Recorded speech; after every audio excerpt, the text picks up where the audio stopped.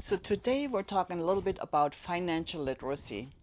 But before we talk about it, we need to mention the misconception about money. There's so much misconception out there about money.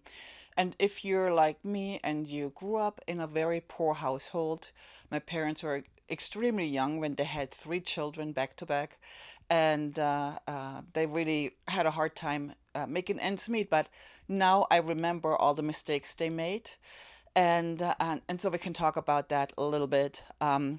But there's so much misconception that, and it's just down passed to us from our parents.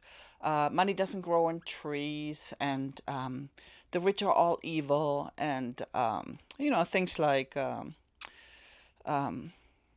somebody told me a few months back. She said, because I told her I'm investing in the stock market because I always want to raise people up with me. And she said, "You investing in the stock market is good for you, but it's bad for me."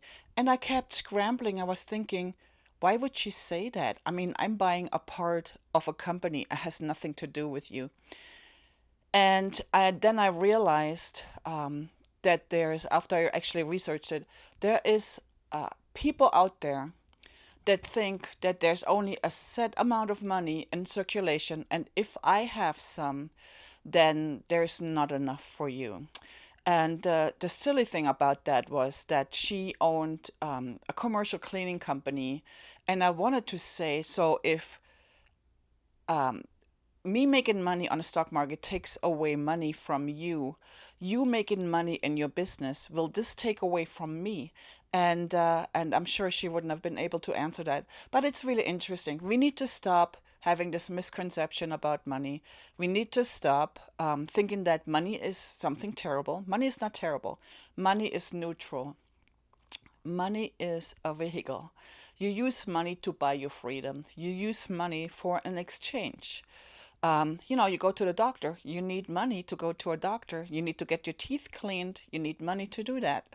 You need to buy a car, you need money to do that. So if you hate money so much, money is not going to come to you. So there's a lot of things that you have to think about.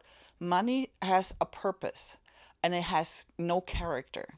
Whoever has money is it just brings out your personal character. If you're a good person, I know many people that have money that are such humble and kind people, and they're using that money to do good. They're donating, they're helping the poor. It's amazing. And of course, there's always going to be somebody who is not nice, who is terrible, but that has nothing to do with money. It has to do with the personal character. So, isn't it sad that 90% of lottery winners um, are broke within a couple of years? They do stupid things with money.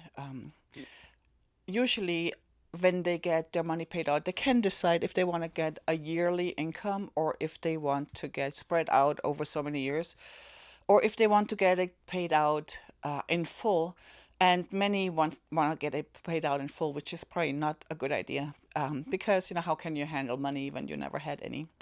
And a lot of people that get money like generations, most millionaires and billionaires. Do you know that the majority actually they came from nothing? Many have been actually homeless at one point, but people that got their money from inheritance, that wealth, that generational wealth, is usually depleted within the second generation because these people have never been taught how to deal with money. They only have been taught how to spend it.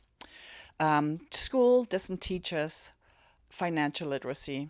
Nobody teaches us. We have to research it and teach it to ourselves. So, financial literacy is nothing else than knowing how to handle your money. You have to be aware how much money comes in and how much money goes out. That's pretty much it.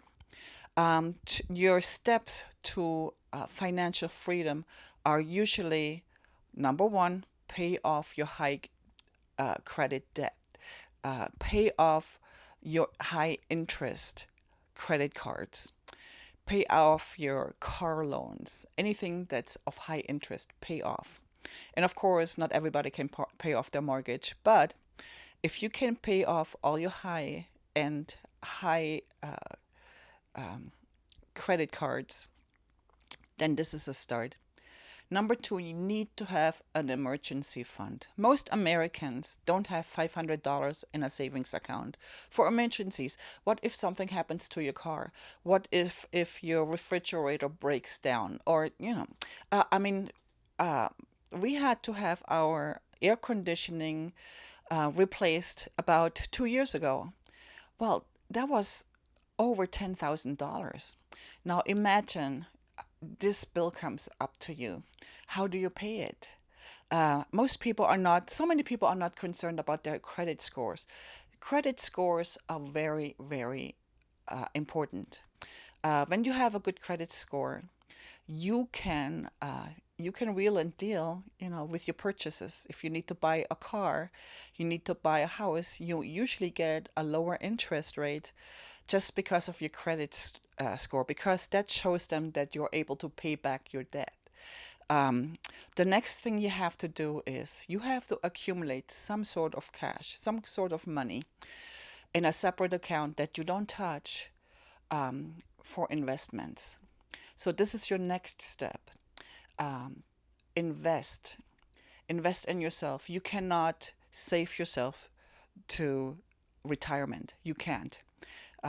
Your little social security by 2030, it's going to run out. Well, that's what they say for a long time now, but I believe that there's not much left because there's not enough people paying into social security compared of who gets social security. So the birth rates are coming down, and then you have to think about what you're going to do next. And you can't rely on the government. You can't rely on government assistance because many people don't get it. So what you do, you have to start investing. You have to start investing.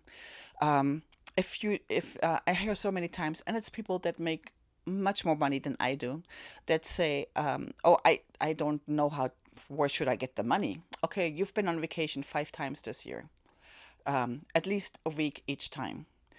Now imagine you could cut that down a little bit. Every weekend you go partying. You blow all your money.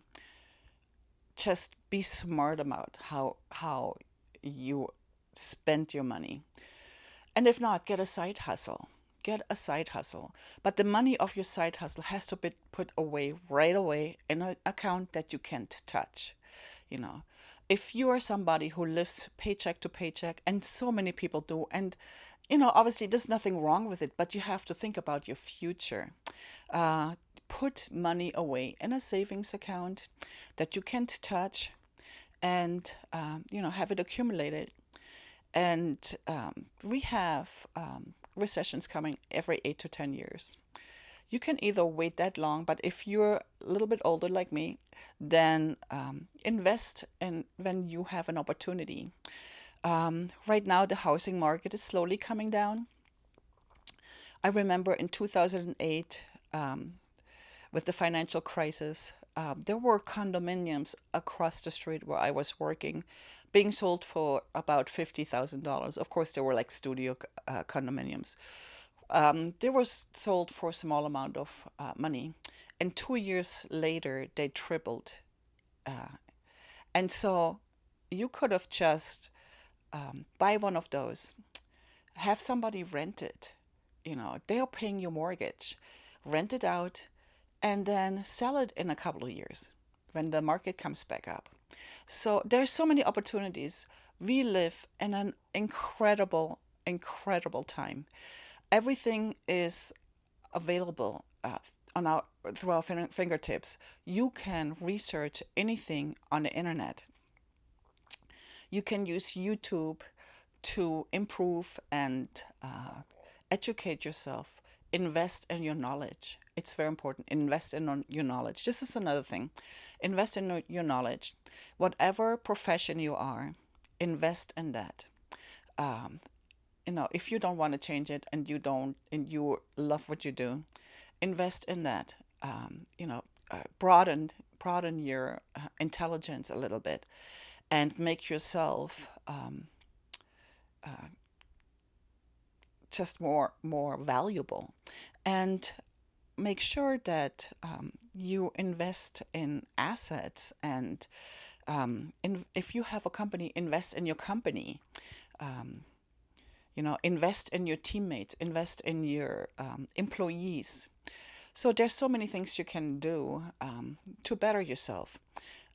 But number one is you need to know, write down, need to know how much money every month you're making, how much in bills go out, what is the leftover, how much are you spending on your needs, and how much you're spending on your wants. Um, and then cut those wants down a little bit, get a side hustle, make sure you have paid off your high interest credit cards and debt, and then have an emergency account and start investing. It's so simple. Financial literacy is so simple, but nobody teaches it, which is really sad because I wrote this down.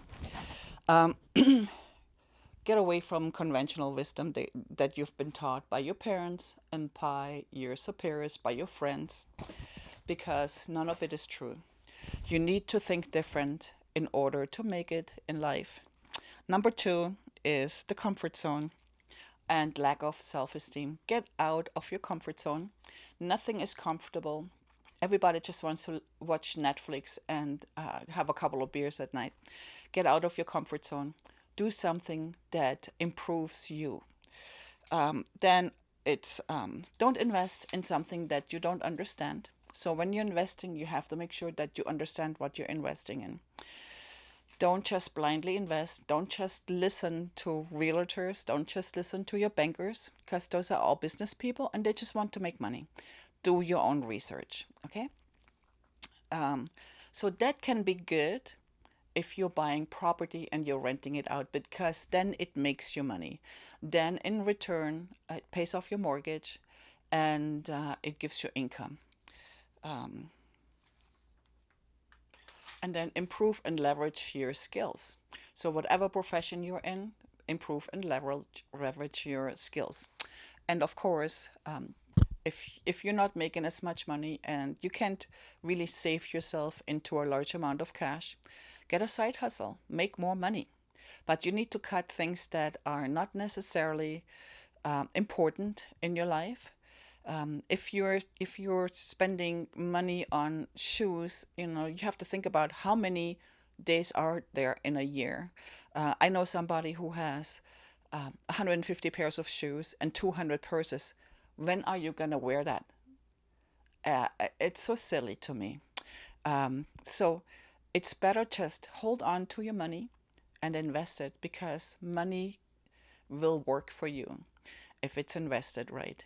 Your average savings account gives you what, 0.01% or something crazy like that.